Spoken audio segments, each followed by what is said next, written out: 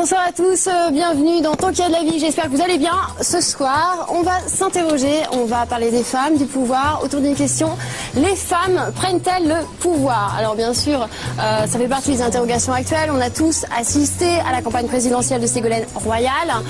Évidemment, les femmes sont également présentes à des postes importants au ministère, gouvernement actuel. Mais au-delà de ces aspects purement politiques, on s'interrogera finalement qu'est-ce que ça signifie avoir le pouvoir dans la famille, dans l'entreprise. Et puis les femmes, la place des femmes dans la société, on en est où d'une manière plus large, voilà. On va s'interroger bien sûr avec nos invités qui vont débattre pendant 1 heure et puis notre public également avec nous aujourd'hui qui pourra s'exprimer. Vous savez tout, tant qu'il y a de la vie, jingle.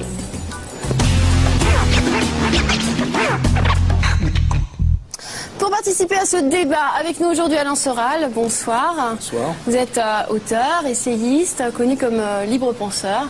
Vous avez publié Vers la féminisation en 99, qui est un livre qui était un petit peu prémonitoire finalement, puisque ce sont des interrogations aussi très actuelles. Il était, en réalité, dès les années 30 aux États-Unis, il y a des gens qui ont écrit sur l'idéologie de la nouvelle femme. Donc les penseurs américains subtils avaient compris cette astuce là de valoriser les femmes pour les mettre au travail dès les années 30. Mais c'est vrai qu'en France, j'ai fait un peu scandale à la fin des années 90 quand j'ai osé parler de ça, quoi. Comme quoi on a toujours du retard sur les Américains. On va y revenir en face. Anne Hidalgo, bonsoir. Bonsoir. Alors, première adjointe au maire de Paris, élue socialiste du 15e arrondissement, conseillère régionale d'Île-de-France. Vous êtes très impliquée, vous aussi, dans les questions sociales, féministes. Pareillement, vous nous donnerez votre avis aujourd'hui. Depuis longtemps. C'est une conscience qui se forge avec sa propre histoire, sûrement, puis avec les rencontres aussi. Merci d'être avec nous. Jean Gabard, bonjour. Bonsoir.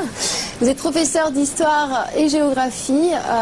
Pareillement, vous vous intéressez au rapport homme-femme, à l'éducation. Et puis vous avez publié Le féminisme et ses dérives, du mal dominant au père contesté, aux éditions de Paris, Max Chalel. Voilà, Myriel Fitoussi également, bonsoir, journaliste indépendante spécialisée dans les thématiques sociales, les problèmes de discrimination. Vous avez publié Femmes au pouvoir, Femmes de pouvoir chez Hugo et compagnie éditeur. Et puis à vos côtés, Florence Moreno, bonsoir. Historienne, militante féministe, vous avez fondé La Meute, un réseau féministe engagé contre la publicité sexiste, et puis auparavant les chaînes de garde. Voilà. Et puis un livre aussi, L'aventure des femmes au XXe et XXIe siècle chez Nathan. Merci à tous pour votre présence. Également un public avec nous aujourd'hui qui pourra participer, je le répète, quand il le souhaite. Merci également à vous d'être ici. On va commencer avec un sondage exclusif CSA Madame Figaro qui posait la question aux femmes françaises, leur opinion concernant la conquête des postes à responsabilité. Alors voilà, vous voyez un tableau, 72% d'entre elles pensent que la conquête des postes à responsabilité est un processus en cours qui justifie un combat pour 26% ou bien qui évoluera naturellement à 46%. Alors déjà, est-ce que on peut en conclure qu'aujourd'hui les femmes n'ont en tout cas pas de complexe à prendre des commandes dans le monde du travail ? C'est quelque chose qui devient effectivement de plus en plus naturel. Là, effectivement, vous parliez de la composition de l'actuel gouvernement. Je pense que c'est assez quand même symbolique. Première femme nommée en fait au ministère des Finances. C'est une femme qui tient les cordons de la bourse en France. C'est quand même une grande première, donc avec Christine Lagarde. Mais c'est quand même un mouvement de fond auquel on assiste depuis maintenant une vingtaine d'années et qui n'est plus remis en question comme il a pu l'être. C'est quelque chose au contraire qui est encouragé. En tout cas, si elles n'ont pas le pouvoir, elles sont en route vers dans une certaine dynamique. C'est ce qui ressort a priori. Il y a une vraie marche vers l'égalité qui est loin d'être aboutie, mais c'est vrai que beaucoup de femmes sont un peu plus décomplexées à l'idée d'accéder à des postes de responsabilité. Elles considèrent que ça ne doit pas leur être interdit. Il y a aussi leur part de liberté, est-ce qu'elles ont envie de s'y engager ou pas, mais je pense que ce mouvement est positif pour tout le monde, ça ne retire rien aux hommes, ça fait un peu plus de partage entre les sexes et j'espère un peu plus d'harmonie. En tous les cas, moi je salue cette l'évolution, mais qui n'est pas naturelle. C'est là où voilà, sur les 46% qui pensent que ça peut être une marche... non, on voit bien, il y a besoin d'abord des pionnières, des combattantes, des combattants, parce qu'il y a aussi des hommes, heureusement, qui accompagnent ce mouvement.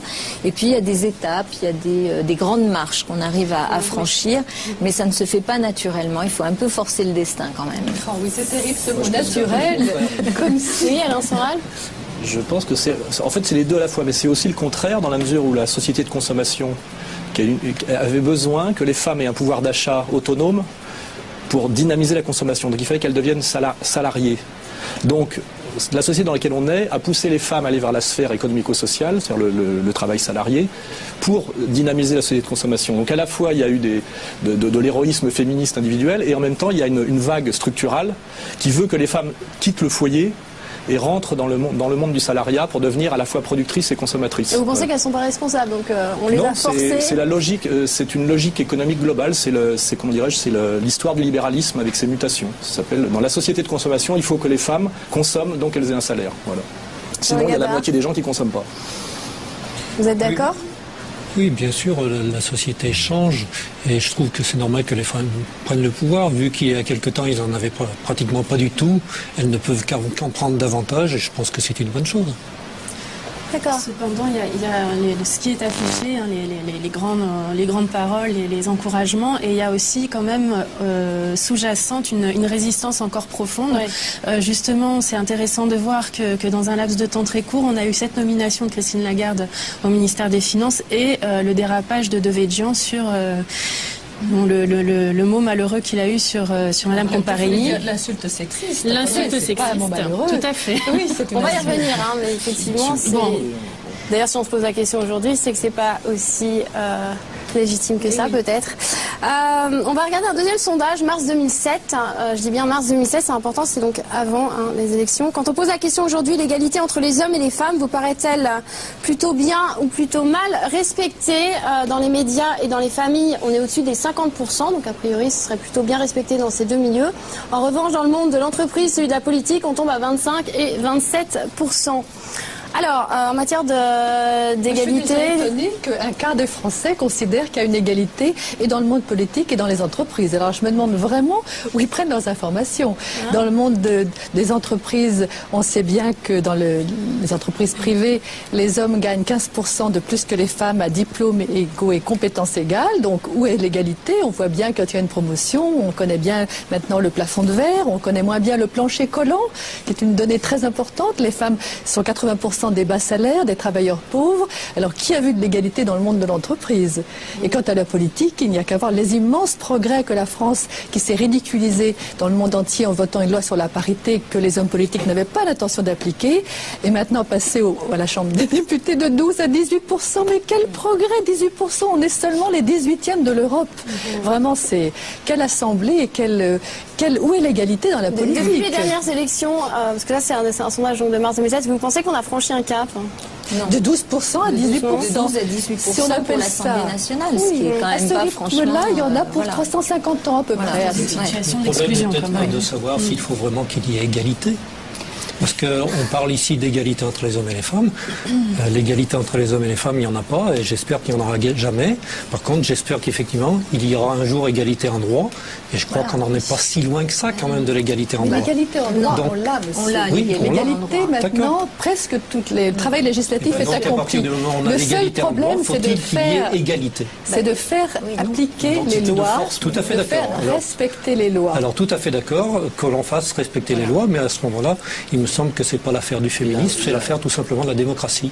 C'est-à-dire s'il y a des gens, hommes ou femmes, qui ne respectent pas la loi, il faut sanctionner effectivement ceux qui ne respectent pas la loi. Je suis assez d'accord avec le fait que c'est une affaire qui concerne la démocratie. Sûr, si on se bat pour qu'il y ait égalité ou parité, notamment dans le monde politique, c'est pas parce qu'il y aurait une revendication des femmes qui considéreraient qu'elles doivent remplacer les hommes parce qu'elles sont femmes différentes et donc meilleures. contraire. Non, c'est qu'il y a un problème de justice. Il y a une inégalité absolument inacceptable pour la démocratie de considérer qu'il y aurait des citadelles interdites, et la citadelle, par exemple, de l'Assemblée nationale. Et c'est une affaire où les féministes sont pionnières, et c'est normal, puisque c'est quand même un combat que l'on porte parce qu'on a aussi des raisons de le porter en tant que femme, mais bien sûr que c'est un combat qui doit rejoindre l'ensemble de la société. Moi, je suis d'accord, ça doit être l'affaire de tous. L'avocat du diable, une fois de plus, en remarquant quand même que avant on parlait d'égalité sociale. On voit qu'aujourd'hui le rapport capital-travail est beaucoup plus favorable en pourcentage au capital qu'au travail, et ça n'a fait que dériver depuis 20 ans. Et parler d'égalité sexuelle, c'est cesser de parler d'égalité sociale, parce que mettre une femme ministre des Finances, ça cache quelque chose. C'est quel type de gestion elle fait. C'est-à-dire, est-ce qu'elle fait une gestion de gauche ou de droite, justement, par rapport à ces critères assez sérieux politiques qui étaient favoriser le travail ou favoriser le capital. Et ça fait des années qu'on nous vend l'égalité sexuelle, parce qu'en réalité, on est dans une période d'inégalité sociale accrue. Et est-ce que l'égalitarisme sexuel n'est pas le cache pour cacher la profonde inégalité sociale? Et plus on renonce au combat de l'égalité sociale, plus on met en avant le problème de l'égalité sexuelle. Or moi, je m'en fous de savoir si une femme est ministre des Finances. Ce que je voudrais savoir, c'est ce qu'elle fait comme boulot, quoi. Parce que qu'est-ce que veut dire la féminisation de la gestion, la féminisation du politique? Et on essaie de nous le faire croire de manière un peu subliminale que plus féminin, ça veut dire plus généreux, même plus à gauche. On voit bien que cette fois-ci, on avait. Pas nous, hein. Non, c'est pas nous question de vous faire croire. Au niveau ça. de l'idéologie dominante, la candidate de gauche cette fois-ci était une femme, et en fait le petit plus de gauche. Elle avait le même projet économique pratiquement, et même le même projet sur le plan sécuritaire. Et le petit plus de gauche de Madame Ségolène Royal, c'était d'être une femme. C'est tout. Et donc c'était plus à gauche puisque féminin. Vous voulez répondre? Voilà. C'est pas nous qui allons... Inégalité sociale, inégalité sexuelle. Et nous, on n'est pas dans l'idée que les femmes sont meilleures. Certainement pas. Elles ont le droit d'être des mauvaises, d'être des méchantes. Quand on parle d'égalité homme-femme, on parle un peu moins d'égalité sociale. Et qu'il y a une stratégie libérale évidente derrière, quoi. Nous parlons de chiffres. Là, nous sommes par exemple dans... qui n'ont rien à voir bien sûr. Nous sommes dans, par exemple, la parité des salaires. Ça, voilà un objectif ambitieux que le président nous promet de réaliser en 2 ans, alors que la première loi a été votée en 1972 et qu'on n'arrive pas à obtenir l'égalité des salaires. Voilà une chose concrète que toutes les personnes qui nous regardent peuvent comprendre en voyant leur fiche de paye, en voyant qu'on est embauché au même poste avec le même diplôme et que 5 ans après, les hommes gagnent plus que les femmes et qu'en moyenne, toutes catégories confondues, les hommes gagnent 25% de plus que les femmes. C'est quand même la prime aux couilles, c'est vraiment exagéré. Chez les salariés, parce que chez les professions libérales, ça n'a aucun sens. Chez les salariés et pas chez les fonctionnaires. Non, un médecin généraliste, homme ou femme, touche la même chose. Sur ce que vous avez dit tout à l'heure, moi, je vois pas au nom de quoi on opposerait un combat pour l'égalité entre les sexes et un combat pour l'égalité sociale. Mais non, pas du tout. Nous, on parle des deux. Et je peux vous dire que même quand les femmes de gauche, notamment, effectivement, sont élues dans les assemblées, notamment dans les assemblées municipales, on a révélé des sujets qui n'étaient pas portés par un certain nombre d'hommes politiques, sociétaux et sociaux. Quand on dit et qu'on a réussi, par exemple, à faire une véritable politique de lutte contre les violences faites aux femmes dans une ville comme Paris, parce qu'aujourd'hui, dans le Conseil municipal de Paris, il y a égalité femmes-hommes. Nous sommes un exécutif paritaire et le maire de Paris m'a confié la responsabilité d'être sa première adjointe. On a pu rendre visibles des sujets qui permettent justement de traiter une inégalité sociale qui vient compléter et accentuer une inégalité liée au sexe. Donc tout ça ne s'oppose pas. Le régime socialiste continue à expulser les classes populaires de Paris inévitablement par la hausse de l'immobilier. C'est un peu facile, oui, sûrement. On voit bien que 30 000 logements sociaux construits à Paris, vous me direz qu'il y en a fait autant. On va aller voir dans la rue, on a interrogé des personnes, on leur a posé la question justement, la femme est-elle l'égale de l'homme? Les réponses.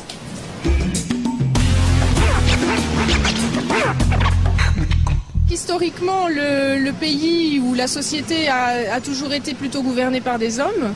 Et donc ils ont modelé leur organisation en fonction de ce qu'ils avaient envie de faire. Ça dépend de quel domaine, hein. Ça dépend dans quel domaine. J'en parlais l'autre fois avec une collègue à moi, on n'a pas les mêmes salaires. Elles le sont en droit, mais je pense qu'elles ne le sont pas encore forcément dans les faits, compte tenu du fait que la plupart des hommes possèdent encore beaucoup du pouvoir dans la société et qui ne sont pas envie forcément de laisser leur place. Je ne fais pas de différence entre l'homme et la femme. Elles sont plutôt supérieures. Je pense qu'au niveau du travail, les femmes ne sont pas encore peut-être au même niveau de salaire que les hommes toujours. Ah si, absolument. Écoutez, c'est la moindre des choses. Ce qui aurait dû être le cas depuis des millénaires. Les femmes sont les égales des hommes, oui. Voilà, donc des réponses très partagées, avec quand même des différences de salaire à nouveau qui sont évoquées. D'ailleurs, vous le dites bien, hein, Muriel, 21%, je crois. Je voudrais qu'on revienne sur la notion de pouvoir, puisqu'on est là autour d'une question, les femmes prennent-elles le pouvoir? Est-ce que déjà le fait de se poser la question sur les femmes et le pouvoir montre bien qu'on est aussi dans certains préjugés, quoi? C'est pas quelque chose de légitime d'avoir le pouvoir. En tant qu'historienne, je vous dirais qu'on la pose depuis 5 siècles, 10 siècles. Apparemment, c'est le problème des hommes qui ont tant de pouvoir de nous interpeller sur le prétendu vol que nous voudrions faire du pouvoir. Mais c'est pas de ce pouvoir-là que nous, en tout cas, je parle pour moi, disons, nous ne voulons pas de ce pouvoir-là tel qu'il se présente. Nous voulons changer la recette du gâteau et ensuite, évidemment, le partager à égalité, ce n'est que justice. Mais c'est très important aussi d'entendre la voix des femmes. Comme le disait très justement Madame Hidalgo, des problèmes nouveaux apparaissent. La violence conjugale, la violence dans une ville comme Paris, qui tout d'un coup apparaît comme un débat, voilà une chose importante. On pourrait aussi parler de la contraception, de l'avortement, de l'éducation à la sexualité, qui auparavant étaient tenues pour des questions mineures, qui sont des questions fondamentales de société. Voilà ce qu'apporte un pouvoir où plus de femmes sont représentées. C'est le plus incontestable en fait de l'arrivée des femmes en politique, justement, cette prise en compte des questions de société et de questions qu'on jugeait autrefois, qu'on qualifiait de questions de bonnes femmes, entre guillemets. Hein, tout ce qui est lié, en fait, à la contraception, tout ce qui est lié vraiment... effectivement, quoi, je suis assez d'accord. Est-ce que vous pensez qu'il y a un pouvoir typiquement féminin ? Non, enfin, moi, là-dessus, je pense qu'il faut faire attention à pas tomber dans ce piège-là. Il y a un combat des femmes pour l'égalité qui est un combat de justice et de démocratie. Les femmes ont forcément une expérience de vie différente de celle des hommes. Quand une femme arrive dans un milieu où elle va devoir exercer un pouvoir, elle sait qu'elle n'est pas regardée comme on regarderait un homme, le gros barbu de 90 kilos, 1m80, et que donc forcément il y a quelque chose qu'elle va devoir prouver, et souvent c'est vrai qu'on est obligé de s'adapter dans les stratégies pour exprimer notre compétence et notre pouvoir. Et c'est par exemple, pour ça qu'on dit, les femmes vont chercher souvent beaucoup plus l'adhésion, essayer de faire converger vers un projet plutôt que de passer en force. Mais ça n'a rien à voir avec notre patrimoine génétique. C'est simplement, ça a à voir. Et on a toujours remarqué que le pouvoir féminin était plutôt un pouvoir indirect, on va dire, souvent d'utiliser l'homme dans un rapport triangulaire, parce que n'ayant pas la force physique directe, elle ne peut pas triompher dans un rapport frontal. Donc elle a développé dans l'histoire plus de psychologie et ce qu'on appelle une plus grande capacité, je dirais, d'intrigue et de pouvoir triangulaire. Donc on voit de ce point de vue-là que les femmes sont peut-être même plus douées que les hommes pour la politique. D'ailleurs, il y a toujours eu des grandes femmes politiques dans l'histoire, déjà chez les pharaons, Catherine de Russie, donc il y a toujours eu des femmes de pouvoir en réalité, hein. C'est ça qui est assez ambigu. Et le problème, c'est qu'est-ce qu'on entend par pouvoir? C'est-à-dire que, bizarrement, à la veille de la Révolution française, le pouvoir est très féminisé et très féminin, et la Révolution française, qui est une vraie reprise en main du politique comme volonté de changement radical, est une période très masculine et très anti-féminine. Et donc tous ces sujets-là sont très ambigus et très réversible. Parce que on peut imaginer que quelque part, quand le pouvoir est de moins en moins dans la politique, et que la politique devient un métier d'animateur, ça se féminise. Mais en réalité, il y a une théorie qui dit que tout secteur qui se féminise est un secteur en déclin. Voilà. Ouais. Oui, enfin, tout ça me paraît bien définitif, bourré de certitude. Moi, de mon point de vue, très modestement, de l'expérience de quelqu'un qui, avant de faire de la politique, a fait autre chose, mais qui s'intéresse à la politique et qui a pu voir les femmes, comment elles émergeaient, comment elles arrivaient à résister dans cet univers-là qui ne leur était pas ouvert, hein, où tout était fait pour qu'elles soient effectivement les assistantes, les faire valoir, et pas du tout les femmes qui décident, qui prennent en main les dossiers. Bon, dans cet univers-là, je crois qu'effectivement, les femmes arrivent avec des compétences différentes parce qu'elles ont une expérience de vie et un rapport au pouvoir qui les oblige à être différentes. Ensuite, moi, je ne considère pas que les femmes sont meilleures que les hommes. Hein, je vois des hommes qui sont... On a voulu faire, par exemple, de la question de la proximité une valeur féminine. Non, moi, je connais des hommes politiques qui sont réellement dans un rapport d'empathie, de proximité avec la population population plus que certaines femmes. Ce sont les valeurs féminines maintenant qui dominent. Mais je ne sais pas ce que c'est les valeurs féminines et les valeurs masculines.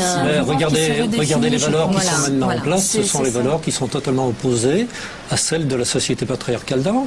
Avant, celles qui étaient mises en valeur, c'était la force, c'était la distance, c'était la rigueur. Maintenant, vous avez totalement le contraire. C'est la sensibilité, la proximité, c'est la spontanéité. Oui, mais il y a plein d'hommes qui sont dans ces valeurs-là. Mais je suis tout à fait d'accord. Quand je parle d'idéologie féministe, c'est une idéologie qui est partagée par les hommes et par les femmes et qui devient dominante maintenant, alors qu'avant, c'était une idéologie machiste qui était en place. Mais quel dommage pour les hommes d'appeler la douceur et l'écoute des valeurs féminines. Quel dommage. Mais je ne dis pas que c'est totalement négatif, ça peut être très bien, mais il ne faut pas dire non plus que ces valeurs féminines sont tout le temps positives. À certains moments, il faut être dans la sensibilité, à certains moments, il faut être dans la fermeté, à certains moments, il faut être dans la proximité, à d'autres moments, il faut savoir garder de la distance. Ce ne sont pas des valeurs féminines, d'ailleurs vous en faites preuve vous-même, ce sont des valeurs humaines. Non, mais ce sont des valeurs humaines, mais pendant des siècles, elles ont été mises en valeur par les hommes. Donc on les a classées comme masculines.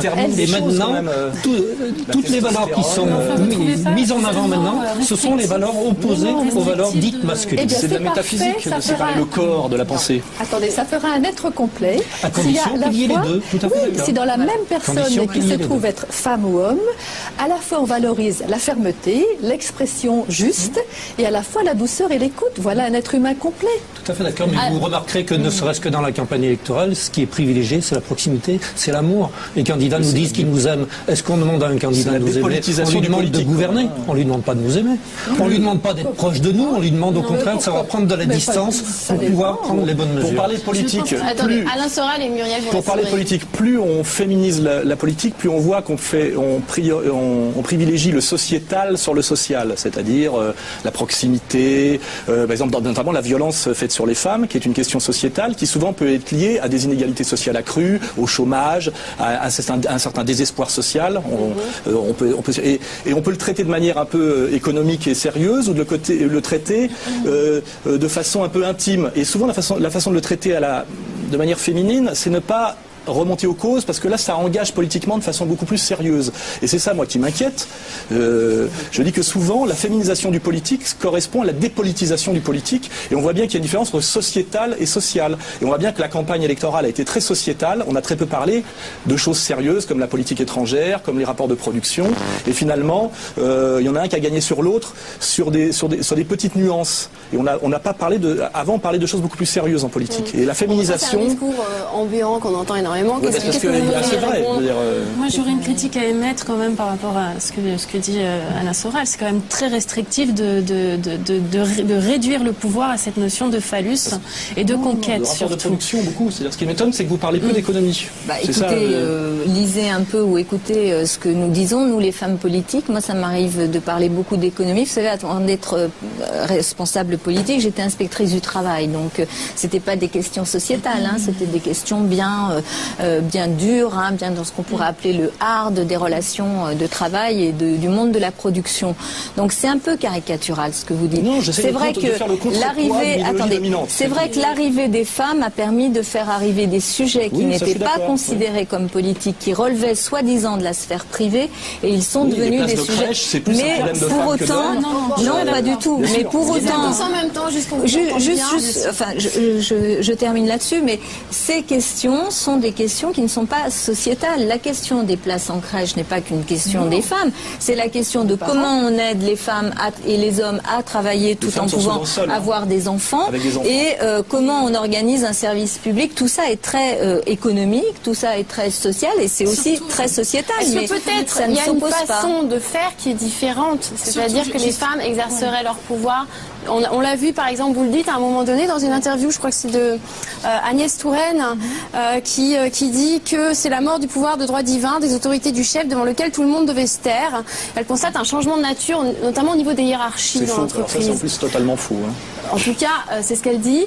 Et donc ce changement de hiérarchie, est-ce qu'il est lié justement à cette féminisation du monde de l'entreprise? Pour terminer, juste sur ce qui vient d'être dit, les femmes en fait qui sont donc dans des ministères ministère de la Santé, justement, on s'occupe de tout ce qui appelle en fait leur vertu maternelle. Ça, c'est quelque chose qu'elles subissent plus qu'elles ne le choisissent.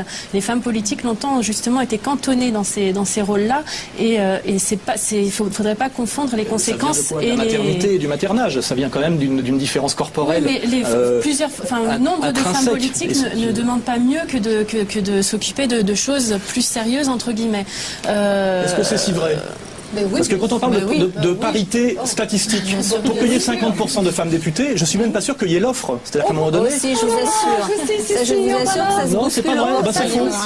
Il y avait 577 candidates dans mon parti face à 577 candidats de droite. Et il y en avait plein d'autres avec plein de qualités qui pourraient occuper ces responsabilités. Et puis la parité, c'est très dégueulasse parce que vous en parlez jamais dans l'autre sens. Dans l'éducation nationale ou dans la justice, la parité, ça serait de remettre des hommes. Je vous donne un exemple. C'est des domaines totalement dominés par les femmes. L'éducation nationale, pour prendre cet exemple-là, était tenue par des hommes au départ. Si on prend l'histoire. Je vous donne un exemple. On devrait engager des hommes normalement prioritairement dans la parité. Le problème du pouvoir, il est ailleurs. Juste un exemple, dans le domaine de la petite enfance, où à Paris nous avons 95% de femmes, nous sommes en train de faire la mixité des emplois, c'est-à-dire de faire rentrer des hommes. C'est très bien. Non, c'est pas de l'idéologie. Mais toute l'idéologie, ça ne me gêne pas, mais enfin. Comme si c'est les hommes qui devaient s'occuper des petits-enfants. Vous venez de dire que vous n'étiez pas dans le milieu de l'éducation. Et pourquoi pas le sein aussi, leur donner le sein? Et puis pourquoi pas la parité des grossesses? Les assistantes maternelles en crèche ne donnent pas le sein, je vous rassure. Il y a les biberons, le lait maternel. Il me semble que le pouvoir... On ne peut pas le voir de la même façon pour les hommes et pour les femmes. Les hommes et les femmes ne conçoivent pas le pouvoir de la même façon. Je reciterai ce que disait Edith Cresson, ce que disait aussi Françoise Giroud, que le pouvoir attire beaucoup plus les hommes que les femmes. Les femmes sont beaucoup moins attirées par le pouvoir pur que les hommes, parce que le pouvoir donne un pouvoir de séduction aux hommes, et Françoise Giroud disait que ça enlève aux femmes. Et donc il y a une motivation qui est beaucoup moins grande pour les femmes pour la conquête du pouvoir pur. Elles cherchent à avoir le pouvoir pour autre chose, c'est-à-dire pour faire quelque chose. Il y a une autre... je ne sais pas si elle est toujours d'actualité d'ailleurs, c'est que les hommes se servent du pouvoir. Non, les hommes, oui, se servent du pouvoir et les femmes servent le pouvoir. Oui, ça, c'est encore d'actualité ou pas? Non, mais ça peut être d'actualité, mais justement, ça explique un petit peu cette différence aussi au niveau de la parité. Et je crois que c'est une illusion de chercher la parité au niveau politique. Qu'on aille chercher plus d'équilibre, tant mieux, parce qu'il en faut de l'équilibre. Mais qu'on cherche à tout prix la parité, c'est une illusion. Et je trouve qu'on sort de la démocratie quand on veut aller vers cette égalité, qui n'est pas l'égalité démocratique.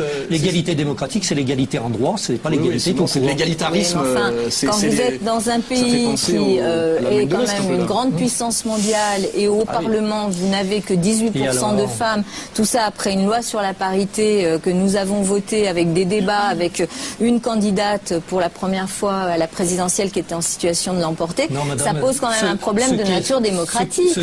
Ça dépend de la définition de la démocratie. Pour moi, la démocratie, elle suppose de l'équilibre. Et pourquoi pas aussi une parité jeune des partis politiques préfèrent payer des amendes? Bien sûr, et je l'ai dénoncé. On va juste écouter Alain Soral, vous disiez... Je voulais plus de femmes. Parce que dans d'autres métiers, il y a plus de femmes que d'hommes. Je voulais faire une remarque féministe. Voilà, c'est pour ça que je suis parfois un peu féministe.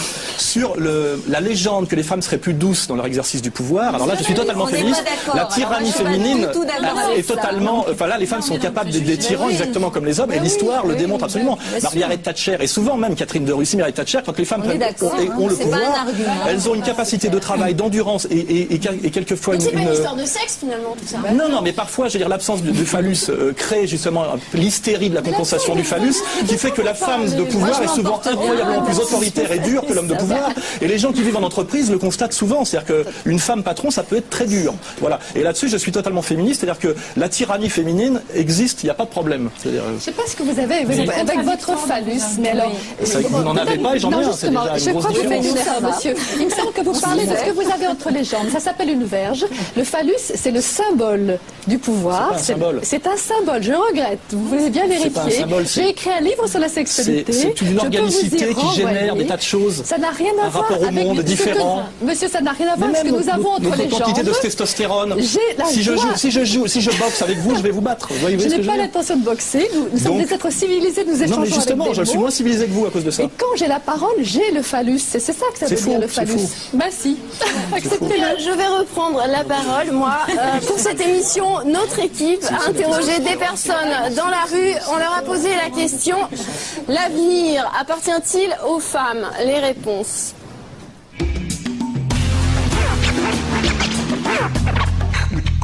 Est-ce que l'avenir appartient aux femmes? Je dirais que de toute façon, de tout temps, les femmes ont eu leur place, même si c'était caché. L'avenir appartient à l'équilibre et à la mixité pour moi. Non, mais il faut essayer que l'avenir leur apporte. Elle nous appartient par la force des choses. Sans nous, vous n'êtes rien, c'est bien évident. Mais sans vous, on n'est pas grand-chose non plus. C'est compliqué comme question quand même. Je crois qu'il nous appartient à tous, mais pas forcément plus à nous qu'à vous. Voilà. Je pense que dans beaucoup de pays, les femmes tiennent l'avenir déjà entre leurs mains et que si elles n'étaient plus là, les hommes seraient vraiment mal. Voilà, l'avenir appartient-il aux femmes? Les réponses. On a besoin les uns des autres. Qu'est-ce que c'est que cette séparation? Avant d'être des hommes ou des femmes, nous sommes des êtres humains. Nous sommes des êtres humains blancs en bonne santé, par exemple. Il y a beaucoup d'autres critères que nous pourrions prendre pour être ici aujourd'hui. Vous nous avez choisis parce que nous sommes des hommes et des femmes aujourd'hui. Mais avant tout, nous parlons la même langue, nous essayons de nous comprendre et nous essayons de faire avancer le débat. Si le débat porte sur le pouvoir, qu'est-ce que le pouvoir? Est-ce que c'est pas d'abord le pouvoir de décider de sa propre vie et donc de dire « je ». Comment peut-on dire « je » Comment apprendre qui on est et ce qu'on veut? C'est toute une éducation qui consiste... Il n'y a pas le jeu au départ, il y a le couple. Parce que si les hommes et les femmes sont séparés de façon métaphysique dès le départ, il n'y a pas d'humanité. Pour que l'humanité existe, il faut que l'homme et la femme procréer déjà, c'est-à-dire qu'ils sont obligés de se rencontrer à un moment donné. Et en fait, au départ, il y a le couple, il y a le nous. Le jeu est encore une espèce d'abstraction qui remonte à Descartes, l'ego transcendantal. Il n'y a pas de jeu au départ, il y a nous. Effectivement, il y a l'humanité. L'humanité qui est une totalité où le féminin et le masculin sont évidemment complémentaires, déjà sur le plan strictement biologico-organique. C'est-à-dire que si on nous sépare, nous mourrons. C'est-à-dire que le jour où les hommes et les femmes... Parce qu'on a un vrai danger aujourd'hui, c'est la difficulté de la rencontre des hommes et des femmes à cause notamment d'une idéologie féministe qui a été assez dure, assez castratrice. Les femmes se plaignent qu'il n'y a plus d'hommes. Et si les hommes et les femmes ne se rencontrent plus, comme on ne sait pas encore faire les enfants totalement en dehors de cette rencontre, même s'il y a des féministes dures qui l'exigent, on peut imaginer même que de la disparition de l'humanité par le fait que les hommes et les femmes refusent à un moment donné totalement de coucher ensemble et n'y arrivent plus à cause d'un appareillage symbolique de mort, enfin je veux dire antifonctionnel, qui fait qu'ils ne peuvent plus se rencontrer. Et moi je constate chez les jeunes aujourd'hui, enfin des jeunes plus jeunes que moi, une peur de la femme réelle, une fatigue de la drague parce que c'est trop dur, des problèmes d'érection, et tout ça existe. C'est-à-dire qu'aujourd'hui, dans une période où les femmes font peur aux hommes. Ça a toujours existé. On revient à la question de pouvoir. En fait, dans la question de pouvoir, on a parlé beaucoup de pouvoir économique et politique. On ne parle pas du pouvoir dans la société et on ne parle pas surtout de la toute-puissance. Il faudrait faire les distinctions entre les deux. Il me semble que si les femmes ont gagné en pouvoir, c'est évident parce qu'elles n'en avaient pas après. Il est aussi évident qu'il n'est pas encore partagé de façon équitable, tout à fait d'accord, mais il me semble qu'il y a quelque chose qui a énormément changé, c'est que les hommes ont perdu le pouvoir de contrôle sur la féminité, et que ce perte de pouvoir de contrôle sur la féminité fait qu'actuellement c'est la féminité qui l'emporte. Et que, à partir du moment où cette féminité, c'est-à-dire c'est plutôt... Les femmes n'ont pas le pouvoir, mais par contre elles sont dans la toute-puissance, et une toute-puissance qui fait peur, et qui fait peur notamment aux hommes. Et qui est normal, puisque dans une société, justement, comme vous disiez tout à l'heure, l'avenir, est-ce que c'est pour l'homme ou pour la femme? Je dirais que c'est ni pour l'un ni pour l'autre. L'avenir, il est chez l'humain, c'est-à-dire chez un homme et chez une femme qui contrôlent leur pulsion, qui contrôlent leur nature, qui la gèrent pour aller vers quelque chose d'humain. Et actuellement, on a, après avoir connu une période où c'était la masculinité qui l'emportait, maintenant on va dans le sens inverse où c'est la féminité qui l'emporte. Et il me semble que dans les deux cas... Et pas par la volonté des femmes, hein. Pas par la volonté des femmes. La féminité l'emporte aujourd'hui. Non, mais par la volonté d'une idéologie féministe. Le pouvoir a la volonté de mettre des femmes à l'animation et à l'exécution de gestion pour des raisons qui sont finalement assez perverses et qui n'ont pas grand-chose à voir avec le bonheur des femmes. Manipulation antidémocratique. Qui est le patron de votre chaîne? C'est un homme ou une femme? C'est un homme. Vous faites l'animation, mais le patron, ça reste un homme. Le jour où les détenteurs où les grands détenteurs du capital financier mondial seront des femmes, dans l'immense majorité, on pourra se poser la question. Pour l'instant, tout ça est de la rigolade, car le pouvoir, c'est celui qu'on prend, pas celui qu'on vous donne. Or, je prétends, moi, que beaucoup de pouvoir a été donné aux femmes récemment, notamment à l'exécution de gestion et à l'animation, parce que ça arrange globalement le monde libéral. Laurence Parisot, MEDEF, elle n'a pas le pouvoir? C'est pas elle qui a le pouvoir. Elle représente un groupe de gens que vous n'avez jamais vus, qui sont les vrais patrons du MEDEF, qui sont des hommes de 75 ans dont vous n'avez jamais entendu parler, que moi je connais. Voilà. Oui, c'est une animatrice, c'est une attachée de presse. Il y a sans doute des éléments qui peuvent nous aider à réfléchir à partir de ce qui est dit, mais c'est quand même une vision assez mécanique du monde qui nous est. Mais non, enfin bon, faites le contrepoids si vous voulez. Moi, ce que je vois, c'est quand même une évolution qui me paraît aller vers quelque chose de beaucoup plus équilibré. On sort effectivement d'une autorité, d'un rôle de l'homme, du père, qui avait tous les pouvoirs, y compris dans la famille, vers quelque chose qui s'équilibre, qui est plus harmonieux. Et effectivement, l'avenir de l'humanité, ce sont les hommes et les femmes qui l'ont en main. Du pouvoir de la mère, par exemple, le pouvoir de la Attendez, mère, on va y revenir. Ce n'est pas un sexe sur un autre qui doit prendre le dessus. Moi, je ne suis pas du tout dans cette idée selon laquelle, alors défendue peut-être par des féministes outre-Atlantique, mais en France, elles n'ont pas montré exactement les mêmes évolutions, les féministes, qui laisseraient à penser que les femmes sont différentes et supérieures aux hommes, et c'est au nom de ça qu'il faudrait conduire les luttes féministes. Non, nous, les féministes françaises, nous sommes dans une autre logique, qui est celle de la recherche de l'égalité, non pas de la suprématie du pouvoir féminin sur le masculin. Moi, je suis toujours très méfiante et je ne me laisse jamais aller, même si ça serait la facilité en tant que femme politique, d'entrer dans ce discours très facile et très populaire, mais qui frise aussi le populisme, des vertus, des valeurs féminines, des vertus de la mère. Je suis aussi une mère de famille de 3 enfants, mais je mets ça de côté dans mon engagement politique. Bien sûr que le fait d'être mère, comme vous sans doute d'être père,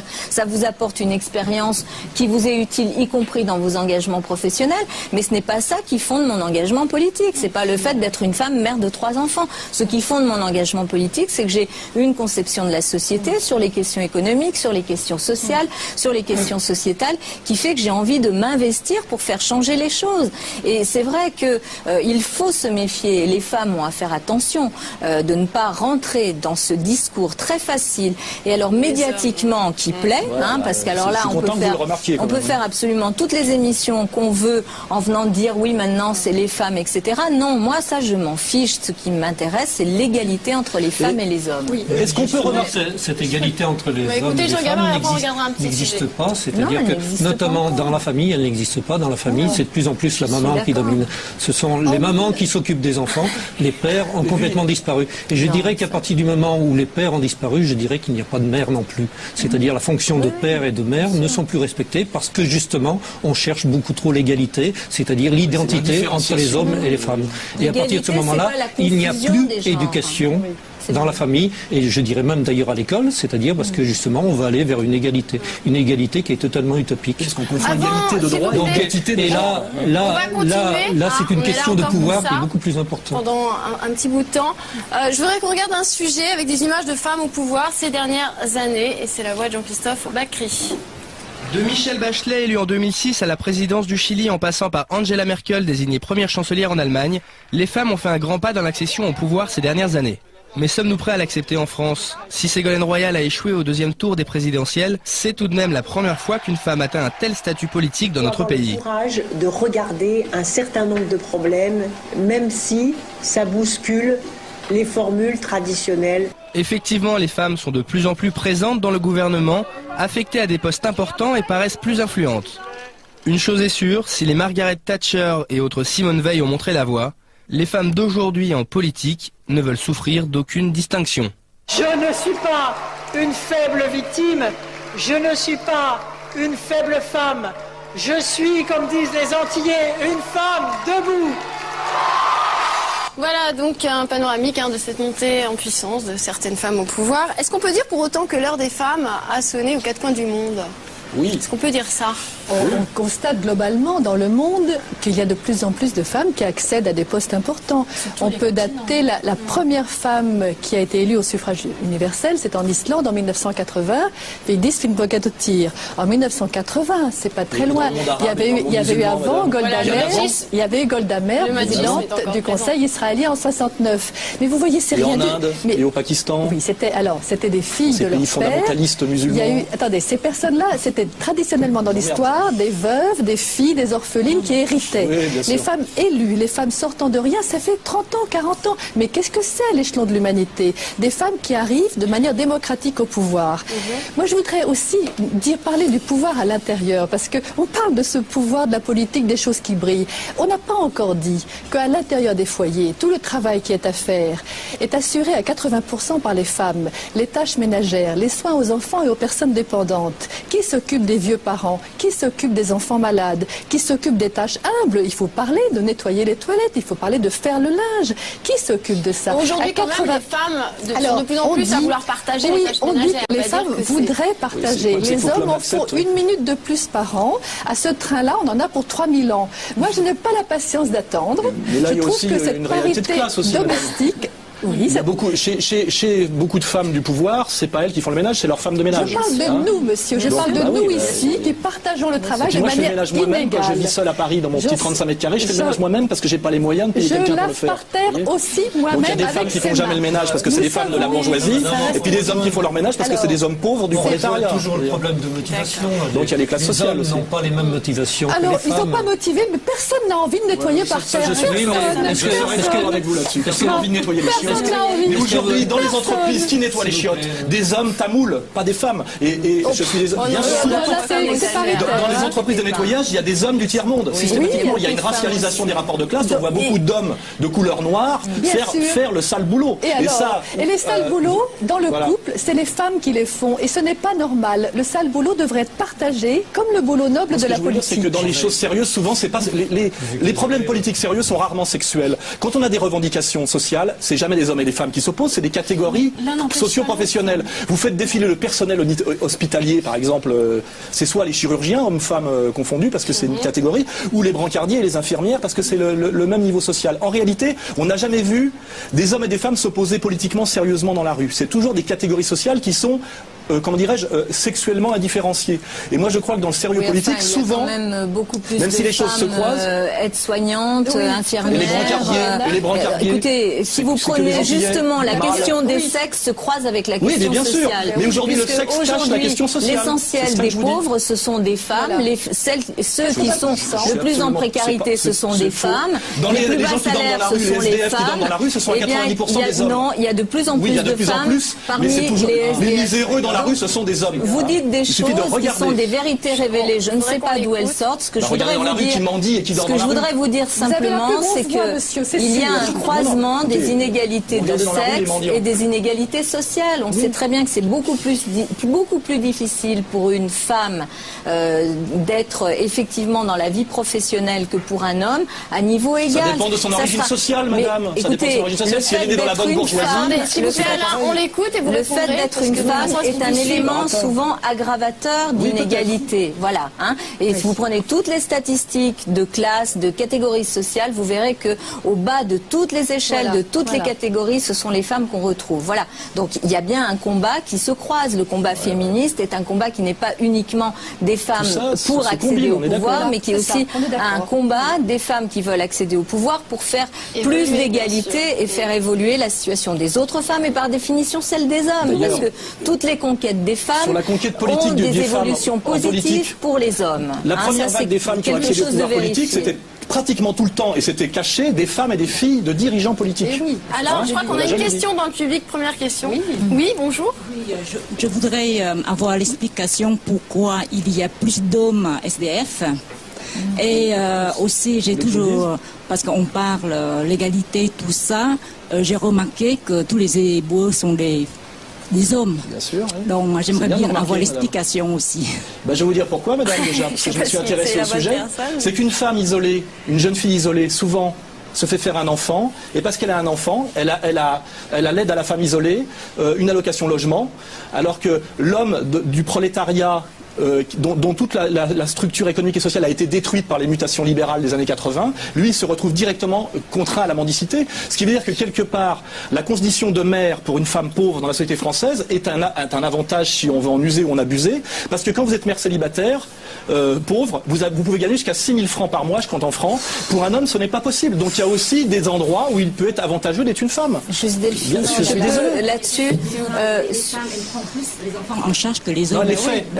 On va écouter Anne Hidalgo qui va vous répondre. Sur ce phénomène, il y a autant de femmes pauvres que d'hommes pauvres. La rue est un espace très dangereux, ce qui fait qu'effectivement les femmes, avant d'aller dans la rue, se retrouver dans la rue, vont essayer plein d'autres solutions, y compris d'accepter de façon résignée une violence qui peut exister au foyer, chez elles ou au domicile de leur famille et de leurs parents. Donc il y a un processus où les femmes retardent leur arrivée dans ce monde de la rue qui est un monde très dangereux. Mais aujourd'hui, il y a autant de femmes qui sont en situation de précarité et concernées par l'hébergement d'urgence.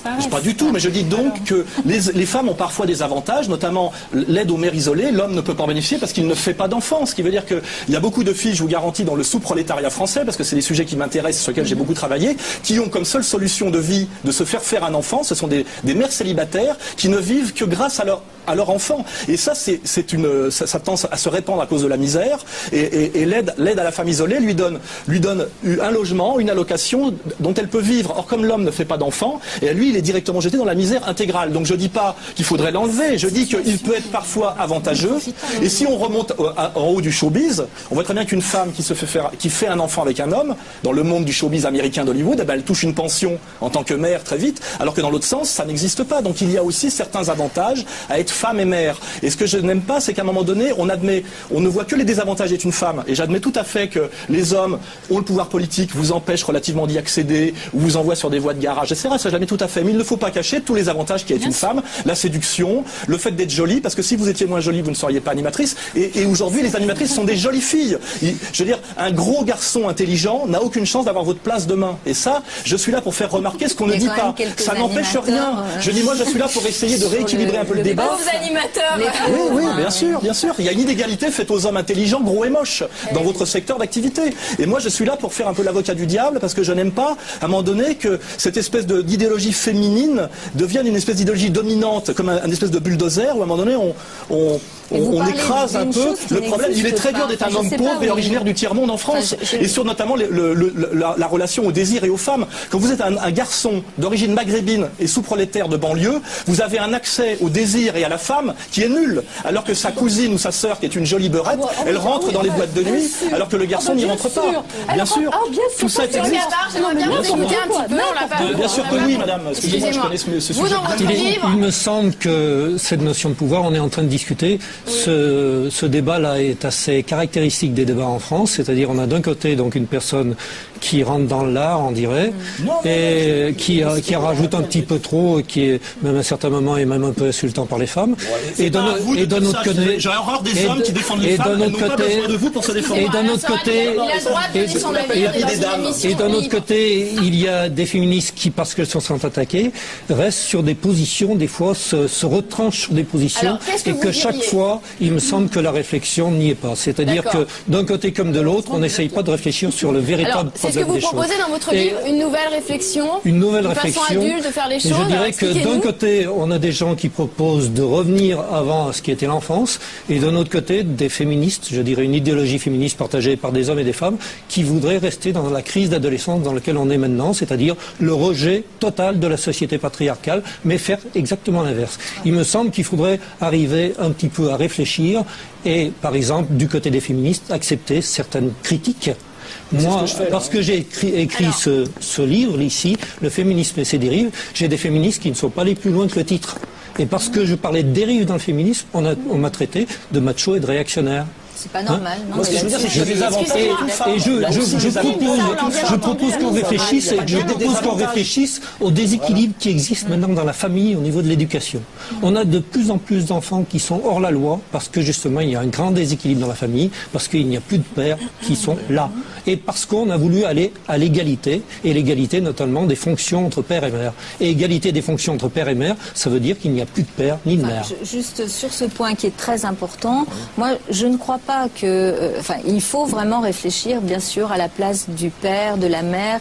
Je ne suis pas du tout dans le discours du pouvoir absolu de la mère. Oui, moi j'ai besoin de partager entre guillemets cette fonction-là pour que mes enfants soient équilibrés, et j'ai la chance d'avoir un père pour vous défendez une égalité homme-femme qui repose soi-disant sur une construction sociale, alors que vous niez très souvent la différence des sexes. Vous êtes en train comment dire, d'essayer d'avoir une définition de ce que nous défendons qui n'est absolument pas ce que nous défendons. Ce n'est pas ce que nous défendons. Moi, ce que je défends, parmi certaines féministes, il y a... Mais attendez, il y a plusieurs écoles féministes, il y a plusieurs rapports au féminisme. Moi, je défends l'égalité dans tous les domaines, y compris dans celui de la famille. Et je m'élève toujours contre les femmes qui veulent utiliser leur pouvoir de mère pour éjecter l'homme de la sphère qu'elles ont avec leurs enfants. Je trouve que ce n'est pas acceptable non plus. Je sais qu'il y a dans un certain nombre de stratégies féminines cette envie de propulser l'homme à l'extérieur.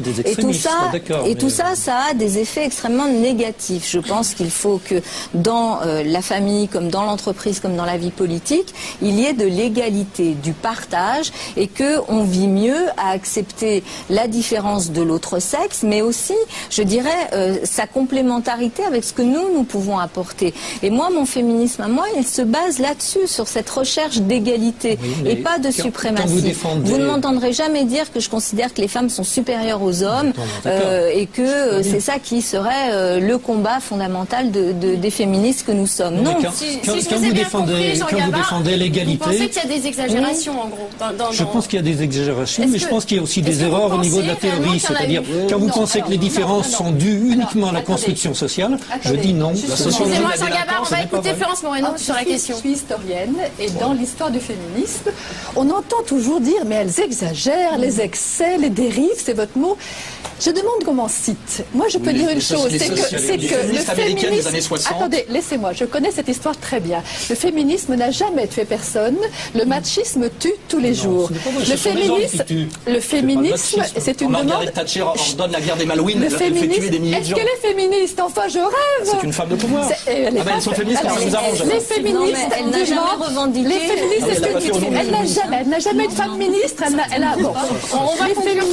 C'est une demande de justice et d'égalité dans le couple comme dans la société. Le féminisme est un humanisme, et si vous voyez des dérives et des excès, vous avez d'autres informations que moi en tant qu'historienne. 2 siècles de féminisme, il n'y a pas eu de mort de notre fait. Le problème de l'identité du père et de la mère comme une idéologie, c'est que la sociologie de la délinquance qui a été faite aux États-Unis des années 60 et qu'on prend dans la gueule aujourd'hui voit que quand on prétend que la mère peut jouer le rôle du père face à un jeune garçon, on a, dans les familles monoparentales, avec une maman sans papa, une délinquance exponentielle. Et ça, c'est de la sociologie quantitative. On est obligé de le constater. Les Américains l'ont constaté dès les années 60, et nous, on le constate aujourd'hui avec ce qui se passe en banlieue. Donc on dit la maman ne peut pas faire le papa. C'est-à-dire que la violence dans les banlieues, c'est la faute des femmes. Non, c'est l'absence du père. Pourquoi vous dites ça? C'est quand même ce que vous êtes Non, je ne viens pas dire ça, vous faites semblant de pas comprendre. Ça m'inquiète si vous ne comprenez pas, parce que là, c'est un problème intellectuel. Je dis que le fait qu'il n'y a pas de papa dans les tas de familles de pauvres, avec un garçon, pas seulement sa maman, crée beaucoup plus de délinquance que quand il y a un père. Et ça, c'est bon, je crois qu'on est tous d'accord. Le rôle du père. Excusez-moi, on arrive en fin d'émission, je vais être obligée de vous couper. C'est marrant si j'arrive pas à dire. Excusez-moi.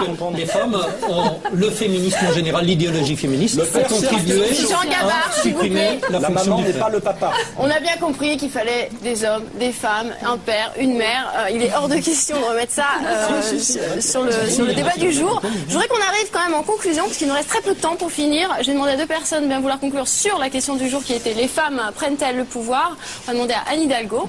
Commencez. Conclusion. Est-ce qu'elles prennent le pouvoir? Elles conquièrent un champ de liberté et d'égalité qui passe aussi par la conquête du pouvoir. Elles ne le prennent pas et on ne leur donne pas. C'est un long processus historique d'évolution de notre société qui, je crois, enfin, et de notre humanité, qui ne peut qu'être profitable à tous. Donc voilà, cette conquête, je pense et j'espère que beaucoup d'hommes et de femmes l'accompagneront sans caricaturer. Je me suis toujours revendiquée comme féministe dès que j'ai eu une conscience politique, c'est-à-dire il y a quand même très longtemps. Et le féminisme, c'est effectivement un humanisme, c'est la meilleure définition qu'on pourrait lui donner. On va demander à Jean Gabard de bien vouloir conclure. Les femmes prennent-elles le pouvoir? Les femmes prennent le pouvoir, elles prennent des pouvoirs, ça c'est sûr. Et je crois que surtout ce qui dérive, à mon avis, c'est qu'elles sont de plus en plus dans la toute-puissance. Et que ça, justement, devenir adulte, c'est assumer justement de sortir de la toute-puissance. Et qu'on confond très souvent, je le dis, liberté avec la toute-puissance et l'égalité. L'égalité en droit, on le confond avec l'égalité totale. Très bien. Je vous remercie d'avoir participé à cette émission. C'est un petit mot. Oui, alors un mot spontané du public. La femme pourra prendre le pouvoir naturellement, sans revendication, parce qu'on en est capable. Naturellement. Naturellement, on n'a pas besoin de revendiquer le pouvoir. On doit le gagner naturellement comme les hommes. Très bien, merci pour cette note positive. Et moi, je dirais que je leur laisse le pouvoir parce que c'est fatigant d'exercer le pouvoir. Ça fait des milliers d'années qu'on exerce le pouvoir. Nous, les hommes, vous êtes des staccanovistes, vous les femmes. Allez-y, prenez le boulot. Et moi, je suis homme au foyer et j'adore ça. Merci. Très bien, merci Alain Soral. Je vous propose, avant de nous quitter, quelques ouvrages pour continuer sur le sujet. Femmes au pouvoir, femmes de pouvoir de Muriel Fitoussi, qui est avec nous aujourd'hui chez Hugo Doc. Je voulais préciser que Anne Hidalgo a eu la gentillesse de participer. Voilà. On trouve les propos d'Anne Hidalgo. Vers la féminisation de Alain Soral, la bibliothèque blanche. Également le féminisme et ses dérives, du mâle dominant au père contesté, c'est Jean Gabard, les éditions de Paris Max Chaël. Et l'aventure des femmes au XXe et XXIe siècle chez Nathan, Florence Moreno. Merci encore d'avoir participé à cette émission. Vous le savez, si vous voulez participer la semaine prochaine, c'est très simple. Eh bien, regardez ce qui vous attend en images. Mercredi 18 juillet.